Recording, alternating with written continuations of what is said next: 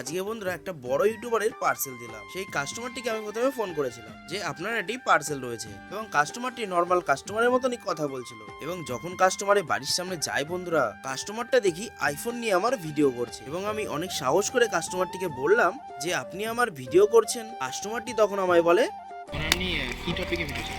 আমি ব্লগ বানাই। তো বন্ধুরা শুনলে তো, কাস্টমারটির প্রায় 1 লাখের কাছাকাছি সাবস্ক্রাইবার রয়েছে, এবং সেই ইউটিউব চ্যানেলের জন্যই তো কাস্টমারটি অর্ডার করেছিল এই মাইক্রোফোনটি।